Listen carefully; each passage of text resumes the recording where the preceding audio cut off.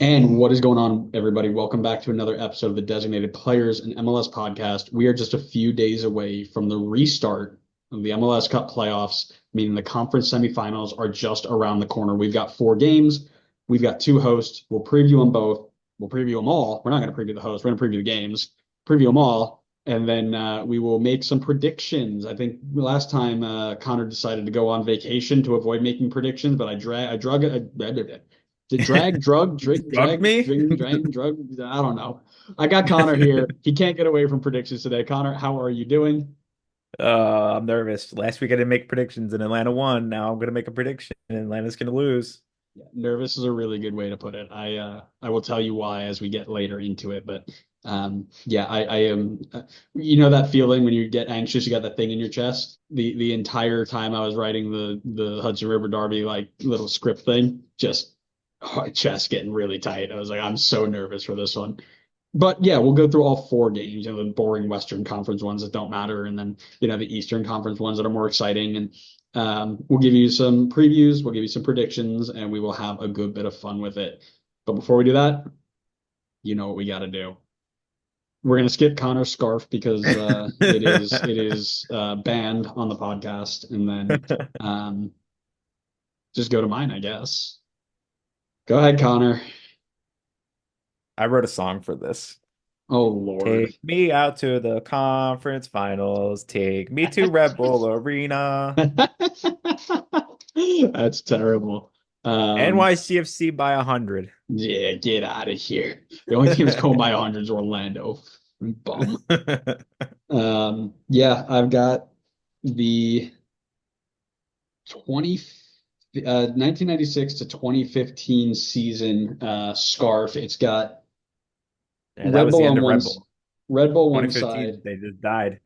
Red Bull one side, Metro on the Well, that's other. the This Metro is Stars. This is a gift from one of the Red Bull supporters was cleaning out his closet and had a bunch of scars. He's like, I don't know what to do with them. Anybody want them? I said, yes, please. Thank you very much to That'll be you him. one day. It will not be. I will never get rid of my scars.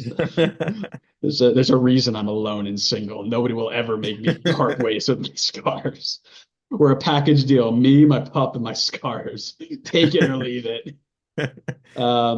Yeah, yeah. So because I watch games from MetroStar, I watch games from Red Bull, and this is the game I have been most nervous about in my entire time supporting this team.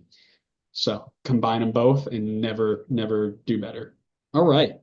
Well, let's jump right on over and start with LAFC versus Seattle. LAFC got through Vancouver 2-1, winning both at home by a very slim margin, while Seattle bested Houston in two, both on PKs to a Houston side that struggled to even keep 11 players on the pitch. LAFC 3 goals for, 4 goals against. Seattle scored one, conceded one. Roldan leads the Sounders with 2 goals, both a goal for and a goal against. He has an own goal to his name as well. Buanga, Bogusz, Oliveira have a goal apiece, and LAFC have two own goals of their own. Seattle couldn't break down a low block when the Dynamo went down to 10. LAFC struggled to score against Vancouver, and when they got exposed, Vancouver picked them apart. So why don't you give me your thoughts? Give me a little bit of a preview prediction. What are you thinking about this one? I said it at when we recapped the first round. I didn't feel super convinced by LAFC's first round. I didn't feel like they were an unstoppable force. Not that any team is unstoppable. Every team can be beat, but I feel like LAFC in past years has felt like that unstoppable force. And it didn't feel like that from the first round matchup. They felt susceptible, they felt beatable. And as much as Denny Bouanga is an incredible player and Bogusz has had a really strong season, I think if you find a way to kind of keep them at bay, which is obviously easier said than done, but if you find a way to keep those two at bay, you're really giving yourself a shot. Um, Still not a guarantee though, because LAFC have a very strong defense as well. They had a good defensive season this year, but there was one team that had a better defensive season, and that was Seattle. Very strong year defensively, and if you're talking about being able to contain Bogusz and Buanga, I think Seattle has the ability to do so. So I think this is going to be a defensive slug. I think it's going to be a really tight game. In the regular season this year, LAFC did win both games against Seattle, but playoffs change everything, and I'm only saying it for this case, I am going to go with a 1-1 tie with Seattle winning 5-4 in penalties. Wow, the precision. Yep. Goodness me. Yep. I think I agree with you on a lot of what you said, which sucks. I hate agreeing with you. I think this is going to be a great chess match, right? You got LAFC who like to bunker in and counter with their explosive players up top. Seattle don't score a lot, and they struggle to break down a team like the Dynamo who bunkered in with 10 men. Um, both teams have scored own goals. LAFC have two of them. LAFC likes to play in a 3-4-3. Seattle like that 4-2-3-1. One of the best attacks versus one of the best defenses. I agree with you that I think Seattle has the best chance to contain the likes of Buanga and Bogusz and Oliveira and Vela off the bench and Giroud off the bench and all of these things. But I do think I'm giving the advantage to LAFC. Seattle played a combined 60 minutes up a man in the series against Houston. And not only did they not score, or not only did they only score once, but they also conceded an own goal while up a man. Vancouver blitzed LAFC on the road, but they were very, very dominant at home, winning both legs, combined 3-1 scoreline. The front three that they have is dangerous. I'm not terribly nervous about Seattle's attack. Unbelievably, if you told me that this was going to be the case at the beginning of the season, I would have laughed at you. But I think LAFC is the deeper of the two teams. I think over the 90 minutes at home, I think they outclass Seattle and I think they win. I do agree it'll be close. It'll be a defensive match, but I think a moment of brilliance from somebody like Buanga or Bogusz is going to set them apart from Seattle. So there you have it. You want to just recap it one more time? You've got who? I've got Seattle 5-4 in penalties. And I've got LAFC. I don't have a score, but I've got them in regulation. Moving on to the other Western Conference game. The LA Galaxy, one of the tournament's favorites, coming off a 9-1 aggregate win against the Colorado Chris Armises, while Minnesota upset RSL in two penalty shootouts. Minnesota, like Seattle, scoring only once and conceding once, winning both penalty shootouts handedly. The LA Galaxy had a masterclass in attacking. Their dangerous front four combined for over 10 goal contributions in two games. I cannot even believe I'm saying that. That was just an unbelievable show. I don't know if it was an unbelievable show of attack or just Colorado falling apart when it matters most, which once again, a Chris Armis Armas playoff special. special. I told you. Your thoughts? What do you think? So I mentioned before about LAFC looking like talking about teams looking like, as unstoppable as they can be in the playoffs. And that is the Galaxy for me right now. I feel like out of every team that's left in this MLS Cup playoffs, they feel like the strongest team to me. They feel like they have momentum. They can score loads of goals. They can score as many goals as they need to beat you. The defense seems to be figuring things out and keeping them in games. Their head to head with Minnesota this year was actually really tight.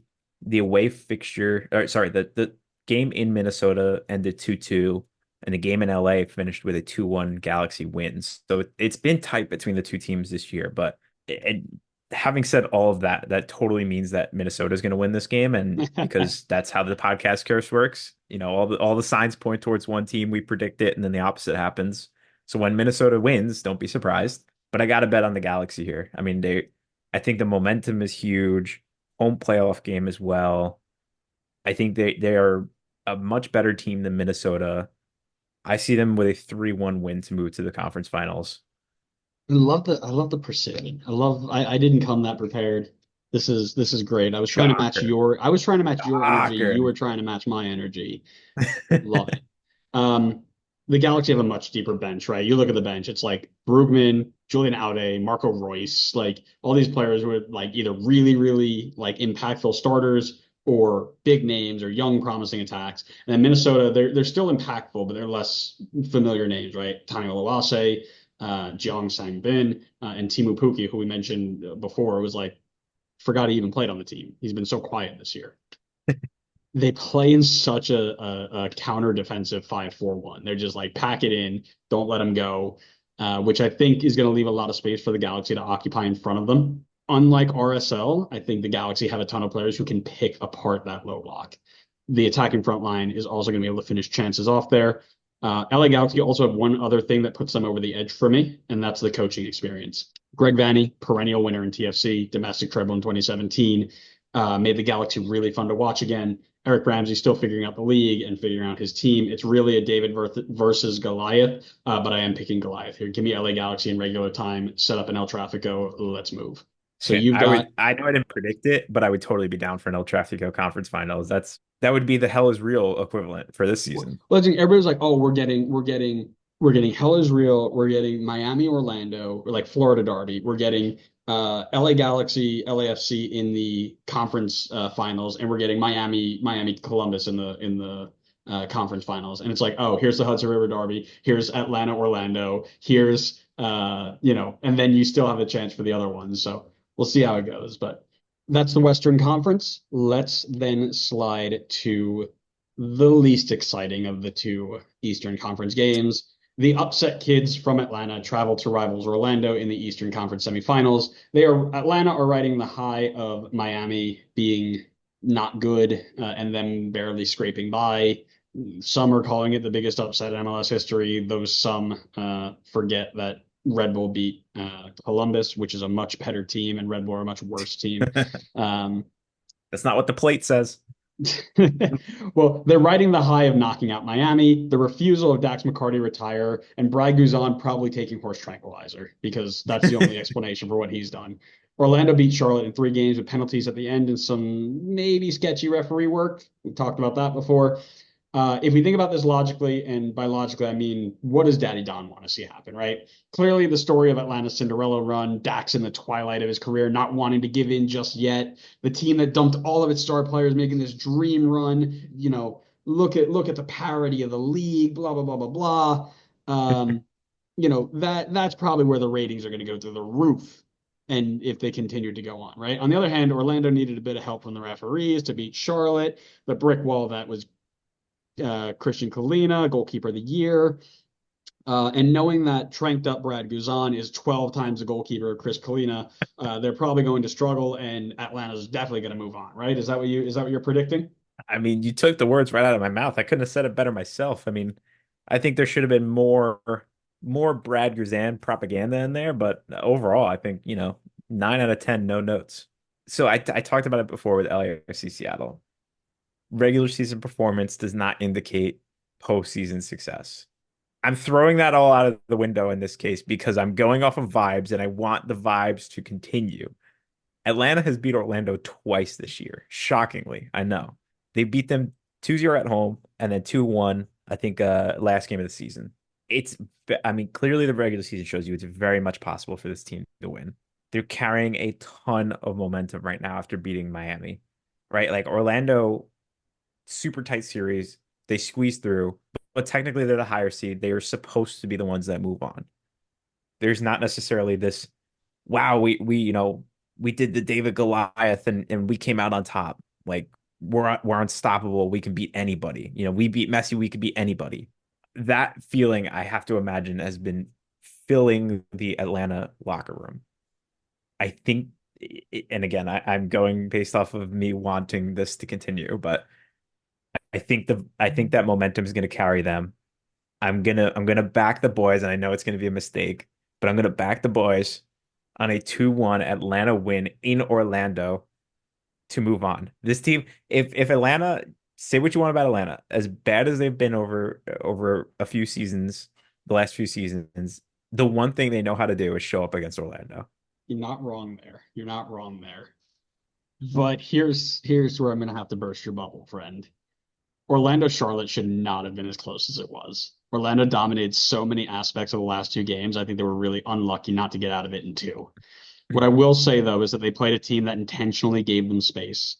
They dominated possession, shots on goal. Charlotte was not pressing high at all. Back four has been solid. Janssen and Schlegel forming a pretty good partnership, but they're not mistake prone. That's how Charlotte scored their goal. Janssen tried to clear a ball and just straight up missed it. So, the way that Atlanta plays, trying to get at them with speed, can hurt them. If Atlanta tries to do what they did against Miami, I think Orlando at home beats them.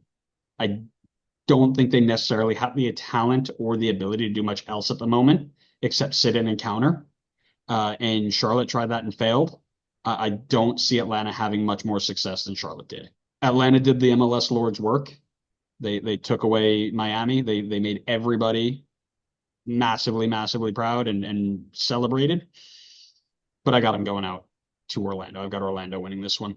I think I wouldn't be shocked if it is in extra time or something really late though, because like I said, Raguzan's they're probably not going to test him. So whatever he's on, he'll get away with it one more time. And they've got a bit of speed up top as well, right? The game in transition with Tiare, and it looked really good. But yeah, the Orlando's back line's better than Miami, and I don't think they're going to have as many clear-cut breakaways like they did against Miami. So I got Orlando here in a tight game, but yeah, it's Orlando. Keep that same energy. That's fine. That's fine. Get on the hater train. One-way ticket to Loserville. All right, now to the most anticipated game of the weekend. It's the Hudson River Derby. Finally, it has happened. The Hudson River Derby has come to the MLS Cup Playoffs. Citi Field, home of the best baseball team in the world, will host the best soccer team in the world and New York City FC. The problem is Red Bull have lost both games in the series. They combined 7-2, the latter being a 5-1 loss at home.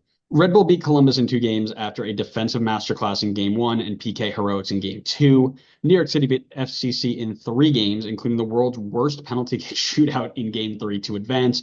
It will be the most tense 90 minutes in the league up to this point, and maybe the most intense game in the history of this rivalry, something we haven't had between these two sides in a long, long time. I can't remember the last time I went into a derby game that was like had the heat that it should have for two teams that hate each other. Your thoughts on the game? Oh man, it is so up in the air for any rivalry game. I feel like you really just can't go off of any past record of anything. Like I think all of that always has to get thrown out the window, especially a playoff rivalry game as well. I mean, it's just that extra motivation, and I think that can drive anybody to step up and show up in a big game. It's kind of funny because you talk about the most exciting matchup of this weekend. My prediction is the exact opposite of that. So NYCFC obviously have dominated the regular season this year matchup. It's been 7-2 aggregate. It's been a blowout. But as I mentioned before, all that goes out the window when it comes to a playoff game. And I think this is going to be an extremely tight matchup. I think both teams are going to be solid defensively, not looking to make mistakes, and it's going to take the star player stepping up to make a difference. All that said, I see this as being a 0-0 game through 90 minutes. We end up in penalties where that's so Metro. NYCFC take it 5-4 in penalties, and Red Bull go back to their losing ways in penalty shootouts. Who misses? Ooh, I didn't think that far ahead. While if you want to talk about your area, I can look at and see who I think would miss. Yeah. No, this is going to be a chess match, and I mentioned this as soon as it got matched up. New York City and Red Bull both survived the last round by basically sitting in and countering hard. And that's also how New York City smacked Red Bull. They let Red Bull have the ball when they played at Red Bull Arena, and they just took it off them every time they tried to possess. Red Bull couldn't figure it out, and it was a nightmare. In the games that New York City owned the possession, they won the game. When they were outpossessed, they lost. Meanwhile, Red Bull won both of their games with 28% possession and 40% possession. They were defensively sound. They played well on the counter. The biggest kicker for me in this one is for the first time all year, Red Bull will, and fingers crossed, because rumors are flying, they're going to have Emil Forsberg and Lewis Morgan completely healthy and playing together. I say fingers crossed because Lewis Morgan apparently hasn't trained in quite a while because he pulled out of the Scotland team because he had a knock, and he hasn't trained since the game against Columbus. So take of that what you will. But Forsberg was a sub in both games. But when they play together, you can tell Red Bull's just at a different level. They combine that with the fact that the field is, made for U9s. It allows them to play a little bit more aggressive defensively, pin New York City back in their own half if they want. At home, New York City was strong. They blitzed FCC 3-1. They scored off a set piece and a late penalty from Santi Rodriguez, which are both Red Bull kryptonite. I'm out here just spitting out facts from the last couple of games because I am more nervous than I've ever been for a Red Bull game in my life, right? I mentioned this before, but I feel this bit of anxiety anytime that I'm in the stadium watching a derby. Like, oh man, like this is gonna be a big game. Like, we're surrounded by the enemy or I'm in enemy territory, whatever. Everyone knows that these games mean more. And this one just feels like it has even, just take it a step higher, right? Just talking about it now has, my chest feeling like anxious. Like I genuinely feel like nervous. The pressure is building, and I don't care if this is bad luck, but if Emil Forsberg and Lewis Morgan are on the field together, I think Red Bull can pull this out. A lot of pundits and idiot podcasters across from me are saying that New York City have this advantage because they're at home and they were better seating and whatever, and they beat Red Bull head to head both games and blah blah blah blah blah. But those past results were against a team that didn't have its star designated player. Its striker is now starting to strike. Its goalkeeper is playing like a goalkeeper. Everything is starting to fall into place. And as I mentioned before, I have faith in the reverse jinx. Red Bull were a top three team for like 7 years and couldn't get anywhere close to MLS Cup. Maybe we just need to be the 7th seed. And that's where we're going to make our run. Fully believe, fully committed. Vamos Metro. Two things. One, all those things you accused me of, I did not say had any impact on my decision. Two of Don't them I care. didn't mention. The other one I specifically said does not matter in this case. Don't care. Don't care. And You're this, going with the rival, so you're out. the second thing, you asked me who I think would miss the penalty. I'm going to go with Elias Manuel. Yeah, it's a good call. I was gonna say that or we're down so bad. Andres Reyes is taking the top five. Oh, yikes. That's pretty bad. For your sake, I hope that doesn't happen. Listen, this is going to be a ton of fun up until, well, it'll be fun before the derby kicks off. It'll be fun after the derby kicks off, but that 90 minutes or more that they play, I'm not super excited for. If we go into penalties, I might cry. Like I don't know if I'd be able to handle it. Um, but yeah, give us your thoughts on how these are going to end. Follow us wherever you get your podcasts. The next time we go live, which will be reactions to these games, hopefully celebratory reactions. Make sure you follow us on social media so you can interact with us while I am live tweeting my anxiety or live skeeting, I think they're calling it now on Blue Sky. So I will be live. I'll be letting my anxiety release through there. So come on, interact with us there. Tons of fun. And yeah, like I said, manifest Red Bull greatness, Orlando greatness, Red Bull greatness, Orlando greatness. Manifest it, manifest it, manifest it. And we'll see you next time on the next episode of the Designated Players and MLS podcast. See ya.